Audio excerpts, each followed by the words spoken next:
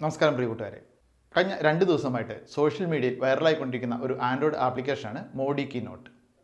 Android മൊബൈലിൽ install ചെയ്തിരിക്കുന്ന ഈ ആപ്ലിക്കേഷൻ ഉപയോഗിച്ച് ഒരു 2000 രൂപയുടെ നോട്ട് സ്കാൻ ചെയ്താൽ, 2000 രൂപയുടെ അല്ലെങ്കിൽ പുതിയ 500-ൻ്റെ ഈ നോട്ടുകൾ സ്കാൻ ചെയ്താൽ അപ്പോൾ തന്നെ മോഡിയുടെ ഒരു പ്രസംഗം പ്ലേ ആകുന്നു. ഇങ്ങനത്തെ ഒരു ആപ്ലിക്കേഷനാണ്. ഈ ആപ്ലിക്കേഷൻ കണ്ട മാത്രയിൽ പല ആളുകളും അത് ഫേക്ക് നോട്ടുകൾ ഡിറ്റക്ട് ചെയ്യുന്നതിനുള്ള ഒരു ആൻഡ്രോയിഡ് ആപ്ലിക്കേഷൻ ആണെന്ന രീതിയിലും മറ്റു ചിലർ മോഡിയുടെ മാജിക് ആണെന്നുള്ള രീതിയിലും ആപ്ലിക്കേഷൻ പ്രചരിപ്പിച്ചുകൊണ്ടിരിക്കുകയാണ്.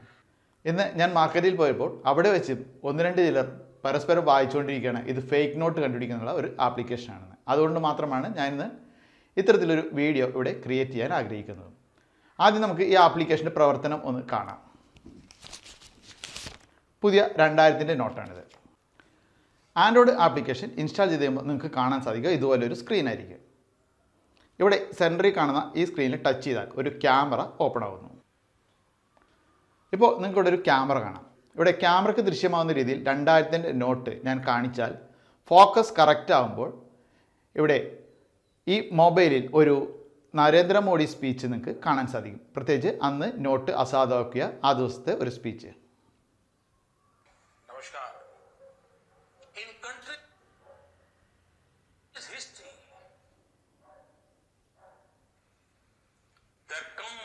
അപ്പോൾ സാധാരണക്കാരൻ ഒന്ന് അത്ഭുതപരന്തരനാകാൻ ഈ ഒരു ആപ്ലിക്കേഷൻ മതി.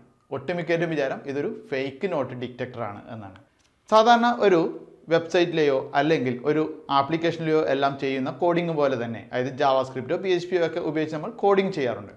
അത്തരത്തിൽ ഒരു കോഡിംഗ് ഉപയോഗിച്ച് ആപ്ലിക്കേഷനിൽ സെറ്റ് ചെയ്ത് വെച്ചിരിക്കുന്ന ഒരു ഇമേജ് അതിന് തുല്യമായ മറ്റൊരു ഇമേജ് ക്യാമറയിലൂടെ ദൃശ്യമാകുമ്പോൾ ഇത് രണ്ടും ഒന്നാണ് എങ്കിൽ മോഡിയുടെ സ്പീച്ച് പ്ലേ ആവണം എന്നൊരു ഫംഗ്ഷനാണ് ഇതിൽ സെറ്റ് ചെയ്ത് വെച്ചിരിക്കുന്നത്. അല്ലാണ്ട് നമ്മുടെ 2000-ൻ്റെയോ 500-ൻ്റെയോ നോട്ടിലുള്ള സെക്യൂരിറ്റി ത്രെഡോ ഇനി മറ്റു സെക്യൂരിറ്റി മാനദണ്ഡങ്ങളോ ഡിറ്റക്റ്റ് ചെയ്ത് ഇതൊരു ഫേക്ക് നോട്ടാണോ അല്ലയോ എന്ന് തിരിച്ചറിയുന്നുള്ള ഒരു ഓപ്ഷനും ഈ ആപ്ലിക്കേഷനിലില്ല. ഇനി സംശയമുള്ളവർക്ക് ഞാൻ ഫോട്ടോഷോപ്പിൽ ഇതിൻ്റെ ഇമേജിൻ്റെ ഒരു ഭാഗം സൂം ചെയ്ത് വെച്ചിട്ട് ഒന്ന് ചെക്ക് ചെയ്ത് പ്ലേ ആവുന്നത് കാണിച്ചു തരാം. അപ്പോൾ നിങ്ങൾക്ക് മനസ്സിലാവും, അതായത് നോട്ടിൻ്റെ മറ്റു ഭാഗങ്ങളൊന്നും വേണ്ട, ഏതെങ്കിലും ഒരു ഭാഗം അത് സെയിമായി വരുമ്പോൾ തന്നെ നമ്മുടെ ആപ്ലിക്കേഷൻ ഡിറ്റക്റ്റ് ചെയ്ത് വീഡിയോ പ്ലേ ചെയ്യിക്കുന്നുണ്ട് എന്ന്. അപ്പോൾ നിങ്ങളുടെ കൂട്ടുകാരുടെ അറിവിലേക്കും ഇത് ഷെയർ ചെയ്യുക. എല്ലാവരോടും പറയാം ഇതൊരു ഫേക്ക് ആപ്ലിക്കേഷനാണ്, വെറുതെ ഒരു പ്രാങ്ക് എന്ന രീതിയിലും ഒപ്പം അവർക്ക് പരസ്യത്തിൽ കൂടി വരുമാനം കിട്ടുന്നതിനും വേണ്ടി മാത്രമുള്ളൊരു ആൻഡ്രോയിഡ് ആപ്ലിക്കേഷനാണിത്. ഞാൻ ആ വീഡിയോ കൂടി നിങ്ങൾക്ക് കാണിച്ചു തരാം. അതിനുശേഷം നിങ്ങളുടെ കൂട്ടുകാരുടെ അറിവിലേക്കും ഷെയർ ചെയ്യും എന്ന് പ്രതീക്ഷിക്കുന്നു.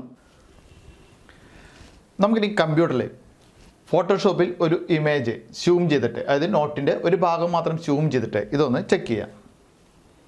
ഞാൻ ഇവിടെ മോഡി കീ നോട്ട് എന്ന ആപ്ലിക്കേഷൻ ആൻഡ്രോയിഡ് ഫോണിൽ ഓപ്പൺ ആക്കിയിരിക്കുകയാണ്. അടുത്തായിട്ട് കമ്പ്യൂട്ടറിൽ ഞാൻ ഫോട്ടോഷോപ്പിൽ 2000 നോട്ടിൻ്റെ ഒരു ഭാഗം സൂം ചെയ്തെടുത്തിരിക്കുകയാണ്. ഇവിടെ തന്നെ നിങ്ങൾക്ക് കാണാം കുറച്ച് ഭാഗം ഞാൻ വെറുതെ ഹൈഡ് ചെയ്ത് കളഞ്ഞിട്ടുണ്ട്. ഇനി ഞാൻ എൻ്റെ മൊബൈലിലെ മോഡി കീ നോട്ട് എന്ന ആപ്ലിക്കേഷൻ ഉപയോഗിച്ച് ആ ഭാഗത്തേക്ക് ഒന്ന് ഫോക്കസ് ചെയ്യുകയാണ്.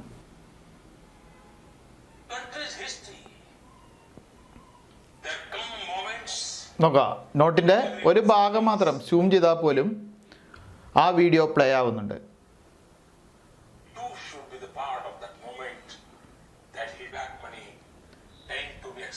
മോഡി കീ നോട്ട് എന്ന ഈ ആപ്ലിക്കേഷൻ ഒരു മോഡി മാജിക്കുമല്ല, കള്ളനോട്ടോ ബ്ലാക്ക് മണിയോ കണ്ടെത്താൻ സഹായിക്കുന്ന ഒരു ആപ്പുമല്ല എന്നും ഇത് ബാർകോഡോ അല്ലെങ്കിൽ മറ്റെന്തെങ്കിലും സെക്യൂരിറ്റി ഫീച്ചർ ഉപയോഗിച്ചോ നോട്ടുകൾ കണ്ടെത്തിയല്ല മോഡിയുടെ വീഡിയോ പ്ലേ ആക്കുന്നതെന്നും മനസ്സിലാക്കണമെന്ന് പ്രതീക്ഷിക്കുന്നു. സ്നേഹപൂർവ്വം, ഞാൻ രതീഷ് ശർമേനോൻ. കമ്പ്യൂട്ടർ, മൊബൈൽ എന്നിവയെക്കുറിച്ച് മലയാളം വീഡിയോകൾ ലഭിക്കാൻ ഫേസ്ബുക്കിൽ രതീഷ് ശർമേനോൻ ഒഫീഷ്യൽ എന്ന് സെർച്ച് ചെയ്ത് എൻ്റെ പേജ് ലൈക്ക് ചെയ്യുക.